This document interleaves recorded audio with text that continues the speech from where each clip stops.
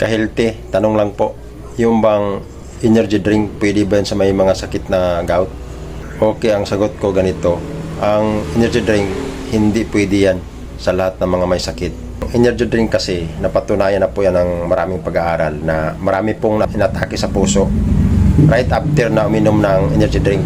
Dahil ang energy drink, sobra siya kataas ng acid, mataas po ang sugar, mataas din po ang kanang caffeine.